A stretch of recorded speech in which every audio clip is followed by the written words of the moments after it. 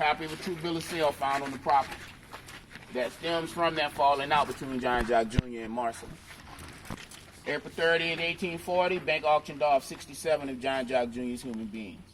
Total, $57,075. Today's money, y'all, that's about $1.4 million. And they appraise those people just like property. Number 61 is Siri. She's 25 years old. She's a field hand. She'll sell for about $6,700. She sold for $105 because she's listed as an idiot. Appreciated her value over $500. Number 59 is Lady. She's 30 years old. She sold with 5 children, ages 8 and younger. They listed with their mama. That's a package deal. $2,650. What you're seeing right there, y'all, are the Code Noir, or the rules of enslavement being observed. Code Noir is co-authored by the Catholic Church, and it governs slavery in any French territory. And this is what states: enslaved people never have paternal lineage whatsoever. Maternal lineage attached until the age of 10 years old. So prior to the age of 10, you're considered a child. If they want to sell your mama, they got to sell her and all her children under the age of 10 as a package deal. Once you reach the age of 10, you ain't included in that package. You're an adult on separate profit entity. So if she has children that day that are 10 years or older, they're just not included in the sale because they're considered adults. You're going to also see people today, y'all, like Coralie, listed as a Griffon. Gilbert, he's listed as a Griff. Those are people of black and Native American mixture. The Griff is the male, the Griffon is the female. Mulattoes are black and Caucasian. Quadroons are 1/4 African blood. Octoroons are 1/8 African blood. And what you're seeing there, y'all, is a psychological technique of enslavement. It produces what we call today colorism. See, they are outnumbered by the enslaved people nationwide, y'all. But here in the Louisiana territory, they got an even bigger problem. 13% of the population here are free people of color. So you can't just use physical violence to keep them in line. You use emotional, mental, and psychological techniques in combination with that physical violence. And so they gave better jobs, y'all, to the lighter-skinned enslaved people. Skilled jobs, jobs in the house. They're incentivized. And that creates a disconnect between that house and that field. Divided and conquered. Same thing you see with Congo Square, y'all. You ain't gonna have that out here because it ain't necessary. But out there in New Orleans, where you got all those enslaved people walking around, plus all these free people of color, then you do things to appease the population. So y'all can have Congo Square, sing and dance, play that music, selling trade, barter your little goods amongst each other. But I'm just keeping it cool, just keeping it docile. And we see African Americans here that say, "Oh, I'm Creole." So were a lot of other people in Louisiana, y'all, that guess what? Didn't have a drop of African blood in them. Because by true definition, any one of us standing here right now could have been a Creole. True definition of a Creole is anybody born in a French territory. So it didn't matter if your mom was Filipino, your daddy was Russian, if it was possible, you were conceived on the moon. You were born in this French territory, y'all, that's what made you a Creole. When you see those African Americans told, "Oh, well, y'all daddy was French," and make y'all Creoles. It's a little bit better than them. That's more of that pride. Y'all, it's used on everybody here. Everybody, not just the Africans, not just the enslaved people. It's used on these indentured servants too. How many people are rich in America today, y'all?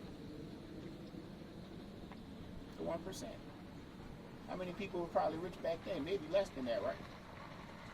But if I'm that 1%, pay attention now. If I'm that 1%, I can't come against y'all over here and win. Too many of y'all. And I can't come against y'all over here and win. Too many of y'all. Teaching point. Can't come against y'all united and win. Most definitely ain't gonna win. So I divide you against each other, use you for my aim. I tell y'all indentured servants. You humans, you gonna one day own the land. Have families, you got rights, make money. And I turn and I tell them, y'all ain't human. Slaves will never own the land, you'll never make money, don't have any rights. And I just got turned back around to them, y'all, and say, hey, y'all know y'all just a little bit better than them, right? Right. And y'all now complicit with me and doing whatever I want to do then. Keep that status of being just a little bit better than them. But in reality, me as the king of France of the French company, I don't care how many of y'all gotta die. I just want my territory settled. But to do it, I gotta use you against each other. 70% of the indentured servants come to take ownership of the land, never survived the 3 years to take ownership of it. What did that tell you? It was sending them here to die. But to defeat y'all, I gotta divide you against each other. Anytime enslavement and oppression takes place, y'all, these are the same basic principles and tenements used all throughout history. You divide the population, you dehumanize the side of the population that you want to oppress and enslave. That's how humanity, society becomes comfortable with doing the things that you do. You tell them that they ain't human. Because humanity, of course, ain't going to allow human beings to keep doing this to each other. So you tell them that they ain't human. You dehumanize them. That's any time throughout history, y'all, not just here. If y'all want to take some pictures, read some quotations on this side, please go ahead.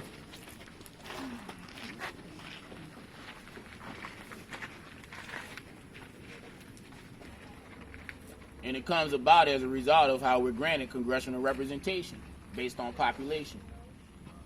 And so pay attention, young people, because this is why you vote.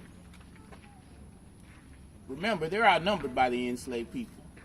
And so if they allow the southern slave owners to count each one of their enslaved people as a whole human being, they would have got the majority of representation in Congress. So the 3/5 compromise is reached. The enslaved people count as 3/5 of a human being. Their property. That's why they can do you whatever they want and they ain't got to fear the law. It's America. You can't tell a man what to do with his own property. There's also what's called the one-drop rule, which says 1 drop of African blood makes you a slave. And so their children with the enslaved women, y'all, 9 times out of 10, they ain't treating them no different than anybody else on the plantation. They're beating them, working them to death, starving them, torturing them, just like anybody else here. Most occasions, if they were to do anything for that child, it would be to have him taught a trade, which benefits him none because he's enslaved and he don't work for money. So it only benefits his father/master. We're going to walk in this direction, y'all. We're going to the alley.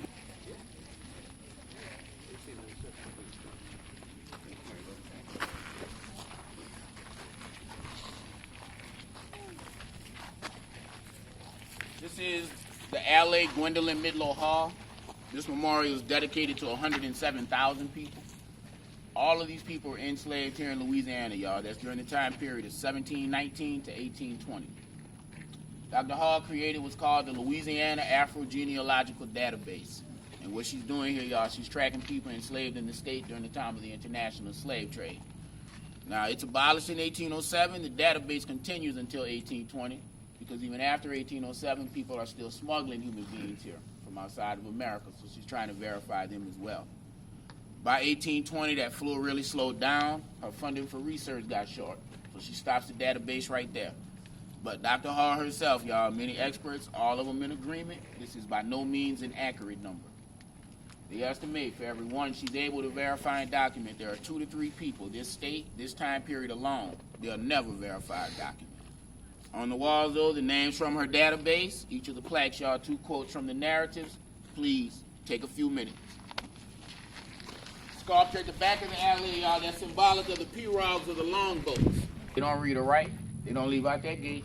They go in that field and work sun up to sundown every day for no money. But y'all tell me what happens if I teach just one of y'all, not even all of y'all, if I teach just one of y'all how to read and write, and I'll give her a copy of Moby Dick. She's going to try and teach it to the others. Oh, man, and production gets way low in that field back there. Because now all y'all want to do is talk about the ocean, the big ships.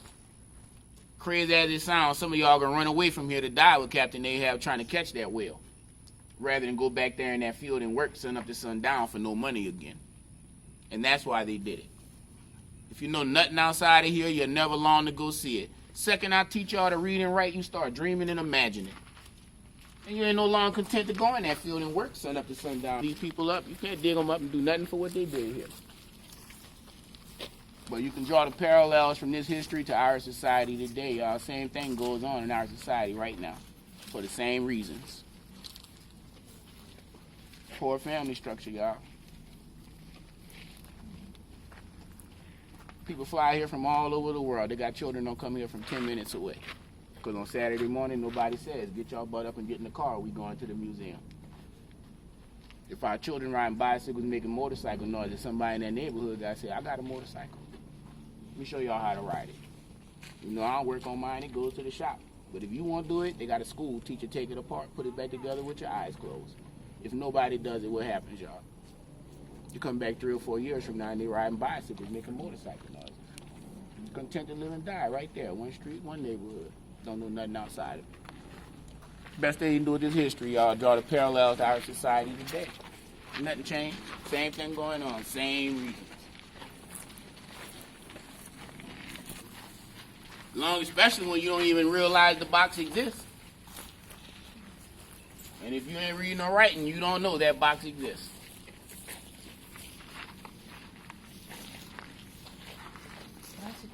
You said when she was documenting all the people here, slavery was abolished in 1807. The international slave trade was abolished in 1807. Okay. Slavery as a whole in the United States didn't end until 1865. Right. Y'all, that signing of the treaty to abolish the international slave trade, every other country that signed that treaty was giving up on slavery. United States signed that treaty out of fear. Fear of the island of Haiti. First black republic to take its freedom by force. When they did it, the slave owners here feared if they kept importing enslaved people from outside of America, they were going to come with talk of that revolt and start a revolt here. And so we signed that treaty 20 years prior to that. We gave the owners time to breed up that domestic stock of human beings before they cut off the import. America could not afford to give up on slavery, y'all, because it was the basis of the entire economy. Can't pull the rug out from under your economy if you ain't got nothing else to slide back under there.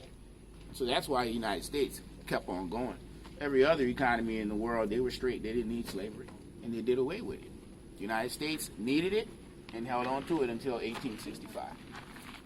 All right, everybody, with your servants. Like I said, they lied to them. They lied to them to get them over here in the first place. They told them, sign this contract. Come to the Louisiana Territory for 3 years. I'm going to give you a piece of farmland to work. You're working for 3 years, I'm going to sell it to you dirt cheap. Sounds good, right? Till you get here and find that. As far as the eye could see. Everything underwater, it's got to be drained and turned into farmland. They're starving to death. Cholera, diphtheria, malaria, yellow fever, all manner of wild animal, creeping thing take your life from you out here. Native Americans who by right ain't so friendly most of the time. They die. 70% of them, like I say, die before they ever take ownership of the land. So they're sending everybody out here to die, y'all. Enslaved people dying at a far higher rate because of their living and working conditions, their lack of medical care, their ill treatment.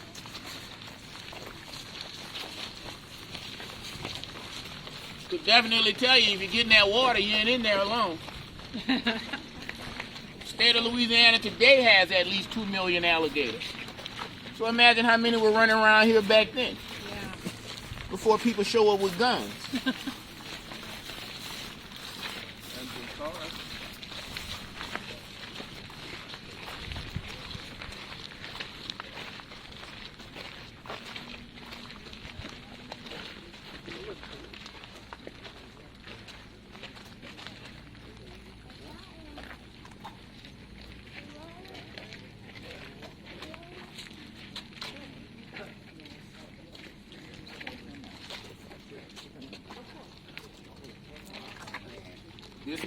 This memorial, y'all, is called the Field of Angels, and it's dedicated to 2,200 children, all of them enslaved here in St. John Parish. This is over a 40-year time period, y'all, 1823 to 1863. Records on the walls here, very incomplete. Y'all could begin reading them if you wish. And the oldest child here is 16, but the majority of them died prior to the age of 2. As I was saying, records very incomplete, very shoddy, y'all. They may or may not know the child's name. They know it is there. If not, they call them things like little slave girl, little mulatto boy, little Negro corpse. May or may not know how old they were, who their mother was, or exactly when they died. If they know it is there, if not, they leave it out. Those records, y'all, are Catholic death certificates. The records of the church. The church demands, as part of the Code Noir, that all enslaved people be baptized Catholic. And that's why they also somewhat kept the records of their deaths. And it's the Catholic Church that first sanctioned this form of slavery as we know it. In 1452, Pope Nicholas V issues a papal bull that states, if they are not Catholic, or if they can be considered savages, then any Catholic has the right to place that human being into perpetual slavery. Slavery's existed, y'all, long as man's been going to war. At least that long. But up until this point, slavery and indentured servitude were very similar, both for set time periods. Slave leaves with nothing. Indentured servant got something in return for his service. But Pope Nicholas V said perpetual, which meant for a lifetime. And if your mother's a slave, you are also a slave. They are baptized Catholic, but they're members without benefits. They're denied last names at their baptisms. That's why they only have first names on the wall. Not allowed to pray, not allowed to worship. Can't read the Bible, y'all, because they ain't allowed to learn and read and write at all. Youngsters, 25 lashes with a bullwhip for any enslaved person found in possession of a pencil or paper. That's whether you knew how to read and write or not. It was a worse crime here, y'all, for you to be caught trying to educate yourself than it was for you to run away. And that shows y'all knowledge is power. They are very rarely buried out here on these plantations, y'all. When they are, that's usually in mass graves very close to the slave quarters. And the slave quarters are never closer to those sugarcane fields than about a mile. So if you die while you're back there working in that field, highly unlikely you're going to get buried. They're going to toss you on the side, keep right on working, y'all. Nobody can afford to stop to carry you all the way back to that mass grave. And that's why when they got emancipated in 1865, they ran from the Catholic religion in droves. Been forced on them their entire life, y'all. No kind of benefit or reward. That's most likely why Antioch, 3 years after emancipation, is a Baptist church and not a Catholic. Also the reason here, we have one of the largest populations of black Catholics in the world. I got cousins, y'all. They're brothers and sisters. Some are Baptist, some are Catholic. Mama Baptist, daddy Catholic. Whoever they like going to church with, that's where they got baptized. This history shows us more than anything else, y'all, that mass participation in the slave trade. Because at this point in history, the church overruled most governments. If the Pope said it, your government's most likely doing it. And it's greed and economics. So African kings and queens, y'all, are trading people for guns and other commodities. Can't study this history just from that standpoint who you going to point a finger at for it, because at some point or another, y'all, to some degree or another, everybody out here perpetuating and profiting just a little bit. Best thing we do with this history, I'll tell y'all something blue in the face. Draw those parallels to our society today and use it for solutions for our children out here today. Still suffering, same system, same policies, just different costumes on. We went from slavery in this country, y'all, to sharecropping, wage working, tenant farming, peonage, coal mining. That was slavery for all of us. Didn't matter what color you were. Be poor and uneducated. All of those people, y'all, they work for no wages.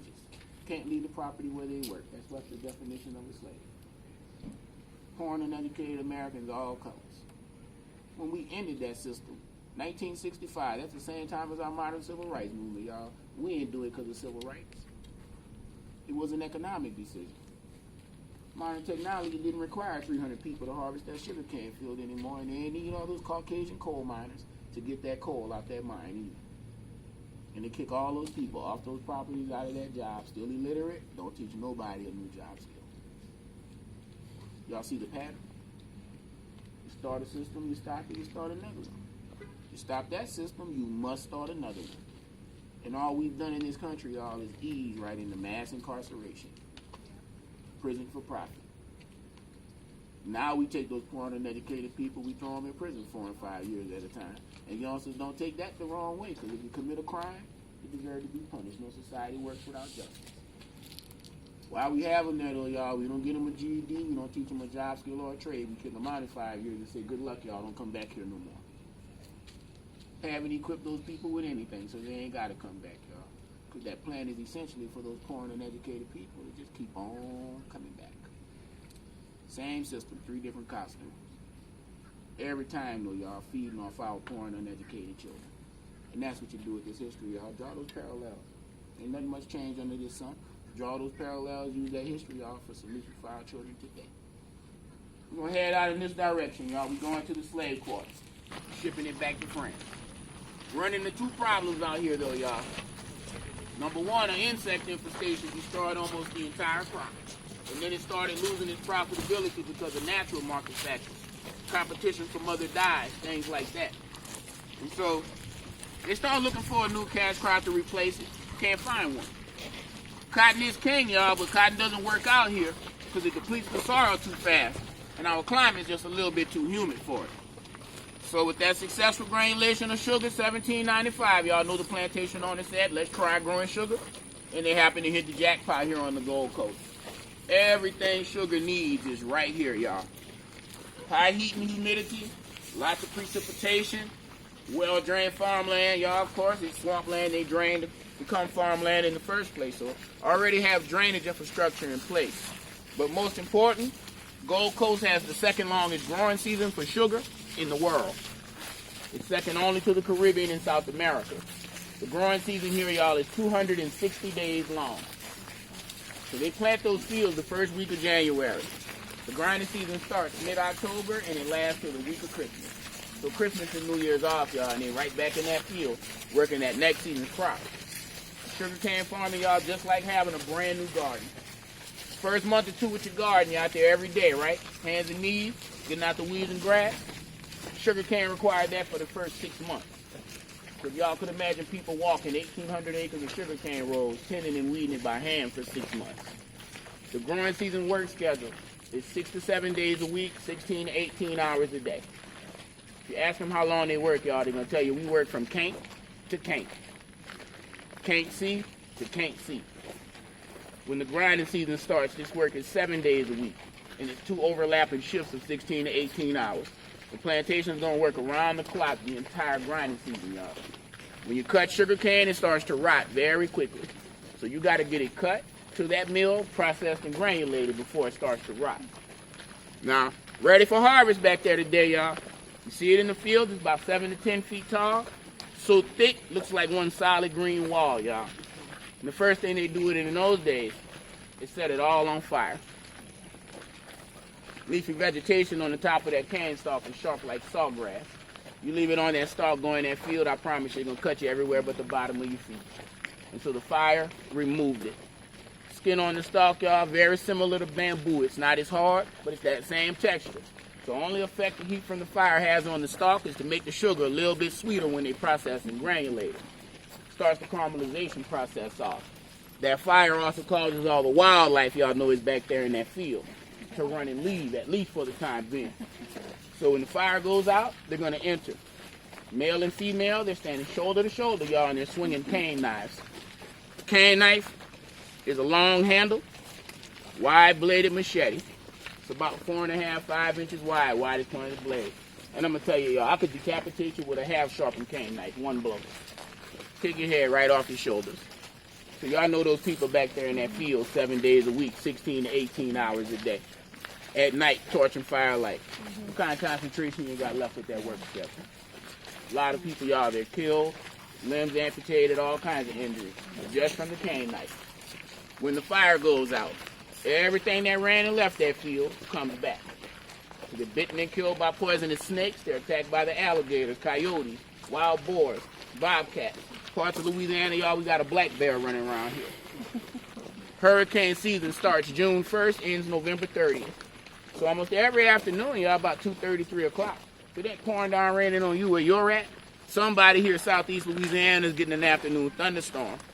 Very erratic lightning associated with our storms, y'all, and they work through them. So you know slinging those blades back there in that open field, they get struck by lightning a lot also and killed. You see a sugar cane growing right here if you want an up-close look, y'all. Be careful with the back edges of the leaves. The back sides of the leaves, if you run your finger in one direction, they're nice and smooth. If you go back in the other direction, they're serrated like a steak knife.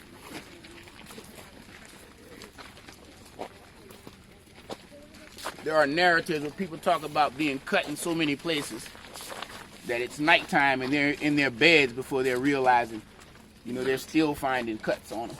So many they couldn't even feel them all when they first came out the fields. The sugar cane, y'all, when it comes out of the field, loaded in the rail cars at the rear of the quarters. The rail cars are pulled by mules all the way around to the opposite side of that barn over there across that tree line. Isley Haydell, y'all, she had 2 sugar mills over there. Most plantations ain't got a sugar mill at all. So the population here, they're not only processing and granulating this crop, they're doing it for other plantations that don't have a mill. The mills ain't no safer than that field. First step in that mill is the grinder, y'all, and that's powered by mules walking in a circle. They strip the skin off the cane stalks, feed it to the grinder chews it up, extracts that sugar cane juice. Most mills, y'all, they have an axe on hand at all times, because if that grinder grabs you, they're going to amputate that body part immediately. It's the only way, y'all, stop that grinder from pulling you all the way in and killing you. The extracted sugar cane juice is brought to what's called a Jamaica train on a 4-pot setup. That's what y'all see here on the left side of the road. They're also located indoors in the mills, y'all. 75 people work one, 25 are responsible strictly for the fires burning under the kettles. They burn day in and day out, entire grinding season. Now, if y'all want an idea of the kind of temperatures we can have here in the grinding season, Christmas Day a few years ago, it was 85 degrees, 94% humidity. Christmas Day. We can have temperatures like that here, y'all, October, November, December, January, February, and March. There is no real winter time here. You know, it's a lot of summer and most summer with a little cold front sprinkled in here and there. So in that mill, heat stroke and heat exhaustion, very common. A lot of fatal burns, y'all, a lot of death from infection caused by burns. Because they're going to fill that largest kettle and they start cooking and stirring that juice by hand. Hours and hours and hours on end. Now, if you ever made popcorn balls of peanut brittle and had some of that syrup splash out that saucepan on you, sticks to you and it burns. That's the same consistency of the liquid in the kettles. They're evaporating the moisture out of it, y'all, like making pecan candy. So when it cooked down to the right consistency, they got these long-handled brass spoons. They ladle it out to the kettle of the next side. That cooking and stirring repeats. When they get to that smallest kettle, y'all, they're going to have a big block of sugar. And all sugar in those days, y'all, is brown. Only byproduct of granulating in molasses, we call it cane syrup. They package the two products into hogsheads. Hogsheads are wooden barrels that hold a little less than a ton of sugar. Most profitable year here under Rosalie Haydell, this plantation set a record in the territory by producing over 400 hogsheads of sugar alone, not including the molasses, the staple crops, or the sugar they processed and granulated for other plantations. Now let me tell you, at this point in history, sugar ain't for the everyday working man like me. Kings and queens, people with that kind of money are the only ones that could afford it. Sugar was so expensive, if you could afford it, it ain't in the kitchen on the counter in a little jar like we do today. They kept sugar in a sugar chest, y'all, with a big iron padlock on it. So y'all could imagine the kind of money over 400 hogsheads that was brought back here. The barrels, they're brought to the port, front of the house on the river, loaded on skips and barges, they're sent downriver to New Orleans. The only stipulation placed on the indentured servant, all the goods get sold through the French market. Sell them through the market, ship them all over the world, y'all. That sugar being used mostly for the same uses as today. The molasses at that time being used mainly in the northeastern United States, Maine, New York, up around that area. And they're making rum with it. These people, y'all, they didn't even drink rum, even though their molasses was used to make it. Because they said rum was for low-class people. That's why you always see the pirates drinking it. They're considered the low class of the low class. They drink a lot of wine here because they're afraid of the water. It's deadly. It's got mosquito larvae in it. Communicates malaria and yellow fever, and they didn't know yet. Boil it, safe to drink. So they drink a lot of wine, and when they do drink water, they mingle it with wine. Africans and African Americans, y'all, are drinking that water. One of the reasons they're chosen for enslavement is their extremely high resistance to malaria and yellow fever. Common diseases in Africa, y'all. It's like a bad cold or a flu. Highly unlikely it's gonna kill them. So y'all, they're gonna do it regardless. The racism makes them pick and choose who they're gonna do it to. But they're gonna do it regardless. They enslaved the Native Americans first. They stopped because of their low resistance to malaria and yellow fever. The Europeans bring them diseases like smallpox they hadn't been exposed to before, kill them off even higher rates. And just hard to enslave somebody in their own homeland. One of these Native Americans escaped into that swamp back there where he's been his entire life. How easy is it, y'all, for us to go find him, number one? Then we got to catch him and get him all the way back up here. That's how we got the Trail of Tears. Force them off the land on the reservation. The majority of them die on the way. Enslaved the Africans because of high resistance to malaria and yellow fever. Already had the skills needed to do the jobs. Suited to the climate. Hot in Africa, hot here. And you're taking them all the way out of their homeland to somewhere they've never been before. Economically feasible to enslave the Africans. Make no mistake. They get to those Africans and find them for whatever reason to be economically unfeasible. It was going to be a Trail of Tears Part 2, and they were going to move right along to the next set of people. So they found them somebody feasible to do it too. Y'all, that's why education on the history is so important. We must educate ourselves and we must educate our children, y'all, because an ignorant society is easily misled. But an educated society asks questions. We need to see some substantiating documents or something. Y'all gonna have to explain it one more time. Because when I think about it in my head, it just don't seem as sweet as it sounded coming out of your mouth. That's what an educated society does, y'all. But an ignorant society, easily misled. Turn on that TV and watch all those ignorant people today. And that goes for all of them. I don't care what political party they belong to, what side of the issue they're on. When we turn out TVs today, we see a lot of ignorance in action from everyone. And an educated society, y'all, does the opposite of that. Educated society makes an informed decision and actively works to solve the problems that we got. Let's walk into the slave cabin over here, y'all. The mills here to make way for modern farming equipment and machinery. Y'all can go in. All the cabins are authentic, y'all. This one, the one next door, they come from what was the Millie Erect plantation. That's the parking lot today. The rest of them come from out there in Terrebonne Parish. That's one of the areas where they film Swamp People on History Channel. Try to give you an idea of the terrain out there, and that's why they sit on cypress tree stuff and not bricks like these. In fact, y'all, I don't want the water apart. Waterproof does not rock. 3 to 10 people on each side of the cabin. And you're not guaranteed to live with family members. Living arrangements are up to the owner and the overseer. Remember the attack family structure as fast as possible, y'all. You see the hearts in the cabins. Because if they're on plantations where they're preparing their own meals, that's what they're going to use them for. Now, y'all could imagine in our climate here, even if they're preparing their own meals, most occasions they were cooking outdoors, y'all. Just too hot and humid. Majority of the year here to cook indoors. The chicken coop y'all see in the backyard, the vegetable gardens out here in the front, are because some slave owners may allow you to have them. Slavery, y'all, not set in stone plantation to plantation, because every owner is an individual. So I may say mine works 7 days a week, and they better survive off whatever rations I send to the slave quarters. Another guy may say his works 6 days a week. On that day off, they can have a chicken coop, vegetable gardens, hunt and trap small animals to supplement his rations. Some plantation owners may say, I'm not sending any rations. They're responsible for hunting, gathering, fishing, whatever they're going to do, whatever they're going to eat themselves. Now, when Azalee took over here in 1840, she stopped them from preparing their own meals. 3 meals a day prepared in the detached kitchen by the enslaved cook, and they get served to the fields in the slave quarters, which is efficiency in economics, not compassion. It is efficient because they can work in the fields, eat, and go right back to working. It's economical because the slave cabin is one of the most complicated pieces of architecture to build on the plantation. These have nails in them today because they were occupied by sharecroppers up until 1965. But when they originally built slave cabins, the only metal nails they would have used was if it had a door on it. Metal nails in the hinges and metal nails to hold the doorknob on. Other than that, y'all, the slave cabins, complete. Tongue and groove construction. Wood dowel pins here and there. No power tools, y'all. If one of these catches fire, don't talk about if it burns 2 or 3 more with it. That's a lot of lost time and labor to rebuild. If her detached kitchen burns, they can use all the nails. Over to the week of Christmas. Would we ever achieve that goal, y'all? If we were in that field that disorganized, y'all know it would never happen.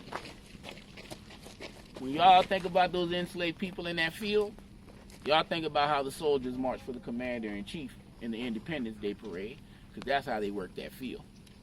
They're in formation, y'all, and they're lockstep. And that's why when you drop dead back there, nobody can afford to stop to carry you back to a mass grave.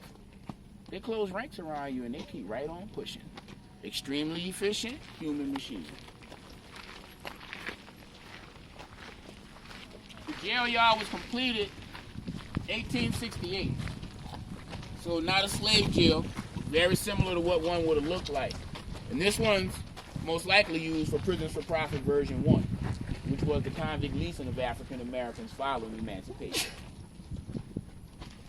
Big misconception about slave jails is that every plantation had one, when it's probably quite the opposite. Plantations are about production, y'all. Nobody got time to lock them in that in punishment. On the plantation, the overseer said things like, the whip is the voice of God. They fear the lashing. They're going to beat you here and send you back out there in that field to work. You find slave jails in places like the St. Louis Hotel in New Orleans, now known as the Omni Royal. It's one of the most profitable places in history for auctioning slaves. These would have been in the courtyard or the rear of the building. Owners arrive from the Upper South, domestic slave trade. They check into the hotel and place their property in there. And you could be in there for months at a time because slave auctions work like the stock market, supply and demand. If I get here in August, y'all, I ain't gonna be in no rest to sell you till mid-October when that grinding season starts. Demand for labor skyrockets, so will your value. While I have y'all here, I'm gonna feed you real good though. I need your weight up. Physical appearance got to be right. Brooks Brothers had a slave auction clothing line in the domestic slave trade. You can find people on the auction blocks, y'all, with top hats and canes, beautiful suits on. They rub their skin down with butter so they appear healthy and shiny looking. Those are $20,000 to $40,000 transactions on that bill of sale over there in today's money. And I cannot stand you up on an auction block trying to sell you for that kind of money to do this hard, deadly work out here, y'all, if you standing up there looking like you're going to die if you take another step. That's the international slave trade, and they've been in the bottom of those ships months at a time. Domestic slave trade is the exact opposite, y'all. You had to at least appear as if you could survive that work they were selling you to do. If y'all want to pick your head in, take a picture, they let you out. As far as that chain lets you to move around, basically preventing muscle atrophy. And in the evening time, they put you back in. And that's men, women, children, young, old, all thrown in, all mixed in together, y'all. So if one person tore a bracket, 8 people, 2, 16. Keep in mind our summertime heat indexes here, y'all. Pretty much from May almost to the end of September, 110 to 115 degrees Fahrenheit. I've been in a So temperatures inside in there, y'all, would be like 140 degrees Fahrenheit in the daytime. Y'all, it's not uncommon for us to have 98 degrees, 97 degrees, 100% humidity, and it ain't even raining. Just how much moisture is in the air. Gonna head to the big house, y'all. You can't afford to have a blacksmith. They can't afford the cost of that iron ore that he works with. So he is another form of revenue for the property. He's loaned out to plantations that don't have one to do their blacksmithing work for them. Now, y'all, he comes from Africa with that skill already in hand. Several West African nations, expert iron workers, prior to the capture by Europeans.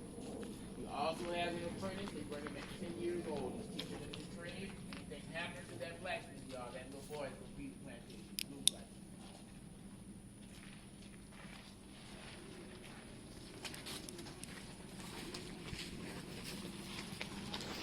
Overseers run the day-to-day operation of the plantation.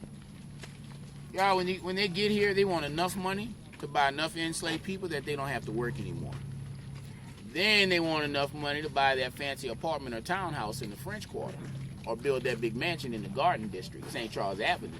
That's where they live at, y'all. This becomes like their Hamptons. Just what happens is also what's generating all that wealth for them. When you get rich, you don't hang out here to get bit by the wrong mosquito and be dead in 2 to 3 months. Malaria or yellow fever.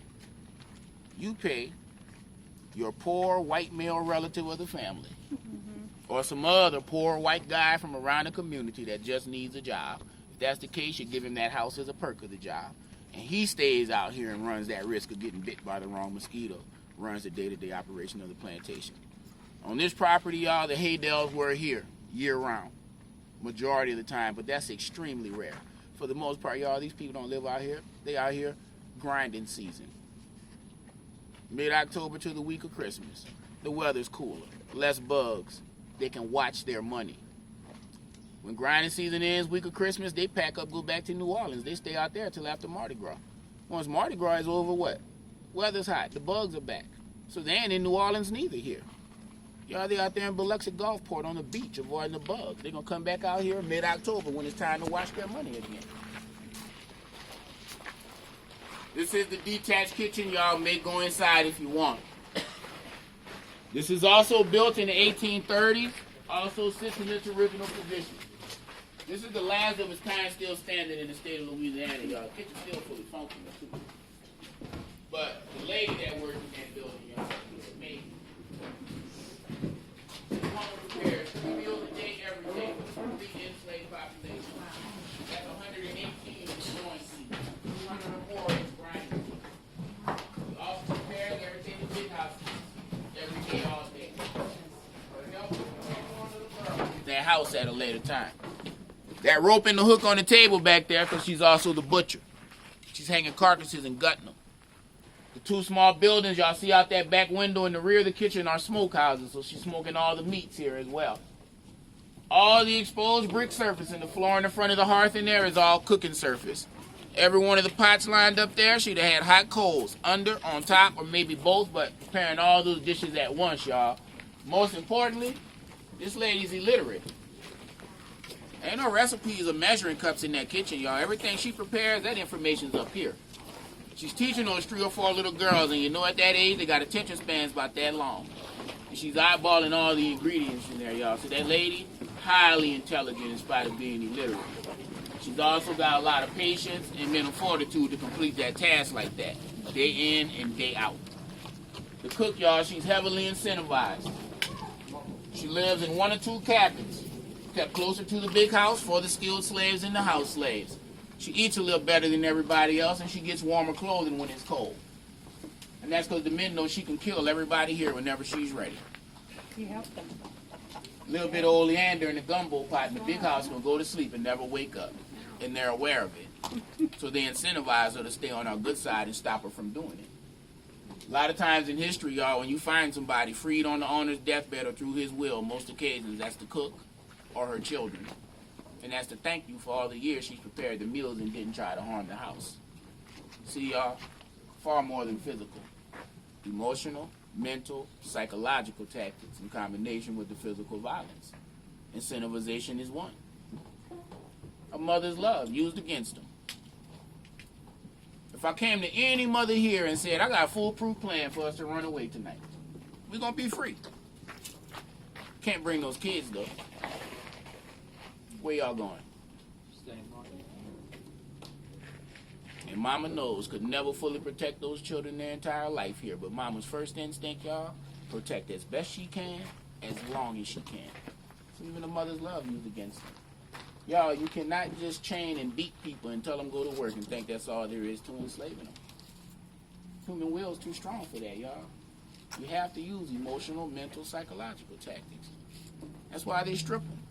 Culture, tradition, religion, education, family structure. Y'all, that's all the things any people on this earth uses to identify their greatness. If you ask anybody to tell you what made their people great, whatever comes out their mouth comes off this list. And that's why they took it. If you don't know where you come from, y'all, you don't know where you're going. If you know nothing of the greatness that you come from, how you know you got the potential inside of you to do or be something great? So if I bring y'all here and tell you no more talk of Africa, I don't want to hear it. Y'all children born here, better not teach them nothing about Africa. Y'all children born here thinking this foolishness is normal. And when your grandchildren are born here, they're going to think it's normal. And that's how you enslave people, y'all. You take away everything they identify their greatness with, you replace it with this. And you can sit back, watch them enslave themselves. See, y'all, another parallel you draw from this history to our society today? A lot of our young generation today are throwing their lives away over foolishness. Because they don't know their history. Exactly. They don't know. They don't have any idea, y'all, about all the things people have suffered and endured for them to have the rights and the privileges they got today. They have no idea about all that greatness that came before them. Therefore, can't say, man, I got the potential to do at least that or better. And that's why we lose a lot of them, y'all, simply because they don't know their history. Our children's biggest head start going out that door is knowing their history. Knowing that they owe a lot. And that's the right words. They owe a lot for those people that endured and suffered for them. But that they also got that potential inside of them to do or be something great. Lack of knowledge yourself, y'all, regardless of skin color or where you come from. Again, lack of knowledge of self inherently breeds lack of self-worth. That's without a doubt. Let's head into the big house, y'all. This upstairs living area, y'all, poured it on the top. Bottom's an open air basement. They closed that in and they made more money. Towers at the back of the house here, y'all. Those are water systems. That's how they're collecting that fresh water, mostly for cooking and bathing. Now, as y'all enter the house today, you're going to see it has central air and heat in it. Guess what, though, y'all? This house had air conditioning since the day the Africans built it. It's a building principle they brought here with them. That's why the houses are always built facing the body of water. 2 rows of trees in the yard. All the doors and windows in the house, front and back, line up. House has no hallways, stairwells, or closets inside of it. When the cool breeze blows off that body of water, it's directed at the house by the trees in the yard. When you open the doors and the windows front and back, that cross breeze blows through the house, takes the hot air out the opposite side. The Africans left out the hallways, stairwells, and closets, y'all, because they trap heat inside of the home.